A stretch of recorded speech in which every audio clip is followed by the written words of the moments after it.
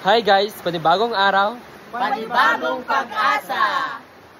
Hi guys, panibagong araw, panibagong pag-asa. Tara, samahan ninyo ako sa aking pagtuklas dito sa Tago Falls na maipagmamalaki ng Mari Norte. Ano pang hinihintay ninyo? Tara na't samahan ang lagaw ni Juan. Pero bago ho yan, shoutout muna sa aking mga masusugid na taga-subaybay. So, heto na nga kami mga lagawan. Init na ba ang lahat? Kung ganon, lumabas ka muna sa bahay mo at bisitahin mo itong falls na maipapakilala ko. Siguradong tatalon ka sa tuwa kapag ka ito ay iyong nakita. Ganyan na ganyan ang naramdaman ng aking mga kasamahan nung itong falls na tinutukoy ko ay kanila nang makita sa malapitan. At alam nyo ba, sa norte lang ito matatagpuan. Kahit itong mga lagawan ay hindi makapaniwala na may ganito palang gandang natatago ang Marigundo Norte. Paano mo nga malalaman kung may maganda o gwapo sa Mari Norte ay kung saan-saan ka naman naghahanap? Kaya kung nature lover ka at mahilig ka sa adventure, well, sinisigurado ko sa iyo na pagkatapos mong panoorin ang video na ito, bibisitahin mo ito nang sa personal makita mo yung sinasabi ko. Hindi kagaya mo na kinikilig na sa chat-chat lang. Ang bibisitahin natin for today's video ay ang Tago Falls. Pinangalanan mismo ito ng mga lagawan. Bakit ba Tago Falls ang pinangalan namin dito? Kasi ito mismo ay nakatago. Hindi mo talaga ito mapapansin. At for sure, marami sa mga taga-norte ang hindi pa alam ang falls na ito. Kagaya ba ng relasyon nyo, hindi mo pinapaalam sa mga magulang mo?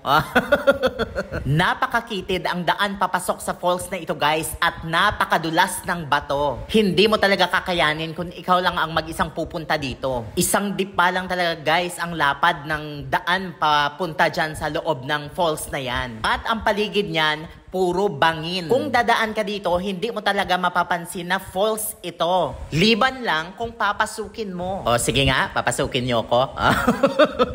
Sa sobrang dulas at ang hirap ng daan para makapasok dito sa bunganga ng falls guys, gumamit nga talaga kami dito ng bagging. Kung sa tingin ninyo ay napakasimple lang ng pinagdaanan namin para makapasok dyan, big no.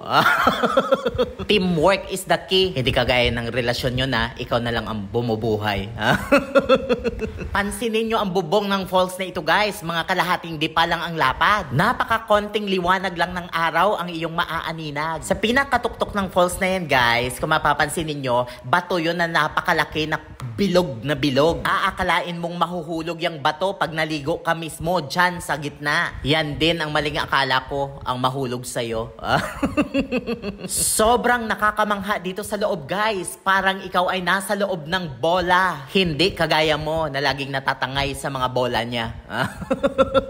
Ang mga bato dyan guys, itim na itim, parang uling. Sinisigurado ko sa inyo guys na napakalinis ng tubig dito sa falls na ito sapagat iisa lang ang bahay na matatagpuan dyan sa taas at medyo malayo pa siya. Kahit sumigaw ka dyan, walang makakarinig sa'yo sapagkat walang tao sa paligid. For sure guys, echo mo lang ang maririnig mo. Mo.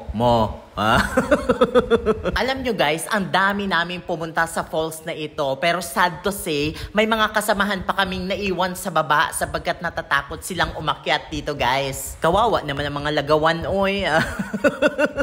Kahit na anong encourage namin doon sa mga lagawan na naiwan dyan, ayaw talaga nila. Para bang siya, kahit anong gawin mong pagmamahal sa kanya, tumitingin pa rin sa iba at inaayawan ka. Kung ganon, dalhin mo siya dito. Malamang paglabas nyo, meron ng kayo.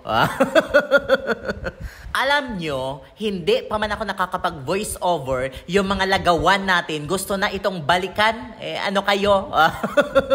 Pero seriously guys, napakaganda talaga nitong Tago Falls.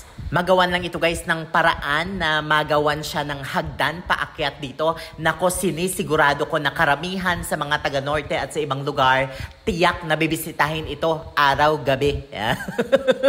Yun lang naman talaga kasi ang nakikita kong struggle para marating itong Tago Falls na ito. Mabuti pa itong Tago Falls, iisa lang ang struggle, yung relasyon nyo. Sa sobrang tuwa ng mga lagawan, nagtatatalon kami dyan. Pero yung iba doon sa baba, umiiyak. Panood lamang ninyo ang vlog ngaya para ikaw ay meron ding alaala. Na minsan sa buhay mo, sa Tago Falls, ikaw ay nakapunta.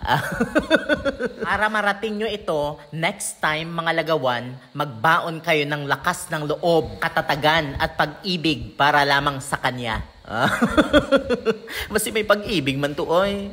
Sobrang nakakamangha talaga ng Tago Falls na ito, guys. Para siyang kuweba na hindi mo maintindihan. Kagaya ba niya, hindi mo maintindihan, pero iyong pinagkakatiwalaan at minamahal.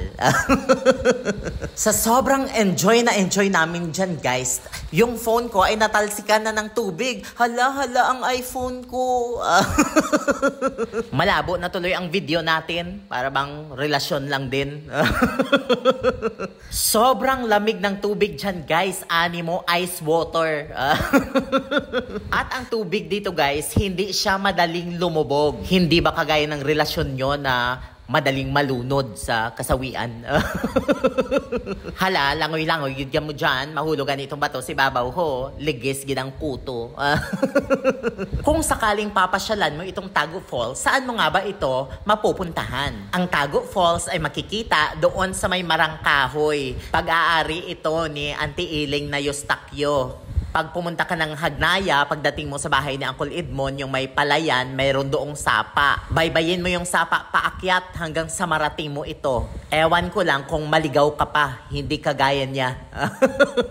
Itong Tago Falls, guys, ay matagal ko na talaga itong kinakwento sa mga lagawan. Sabi ko sa kanila, pag may time tayo, sisilipin natin ang falls na ito. Well, ito na. Hindi lang nila na silip, na experience pa nila.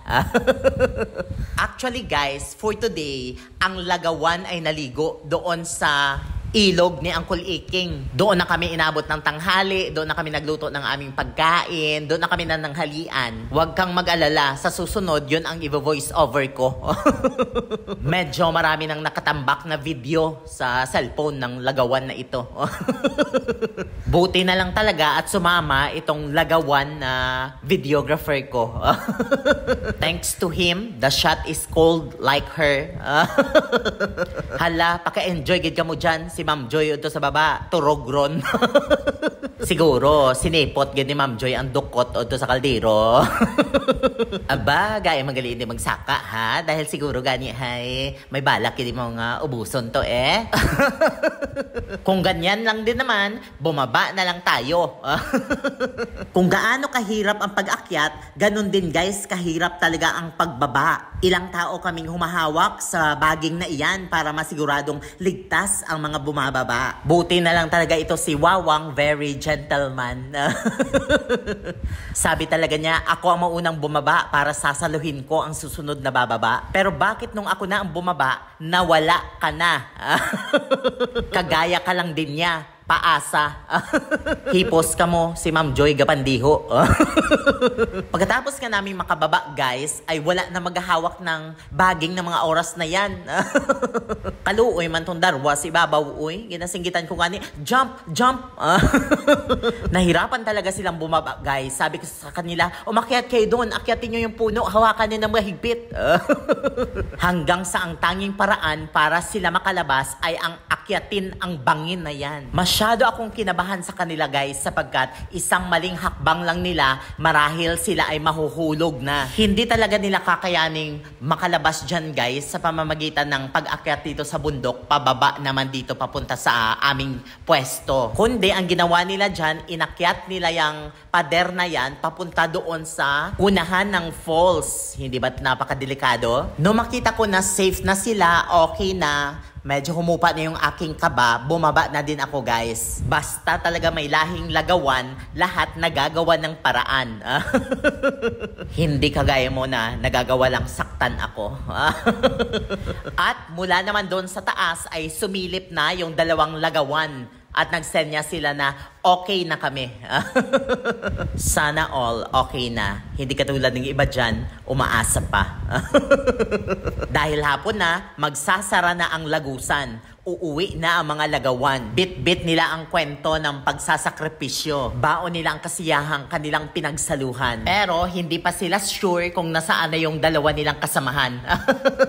Well, panigurado, nasa unahan na sila. Pero hanggat hindi natin sila nakikita ay wag muna tayo magpakasaya. Pero daw si Wawang ibagid ang saya.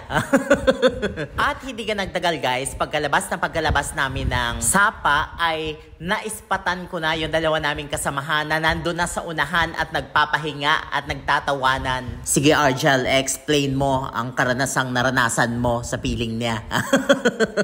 Hambal di Bray, timan Aaron Argel iti mong kadamahan sa buhay Sa kabuuan guys, ang ating paglalakbay ngayon ay talaga namang worth it. Punong-puno tayo ng saya. Sana ay makabalik tayong muli dito sa Tago Falls kasama ang iba pa nating tropa. Yun lamang guys, God bless everyone.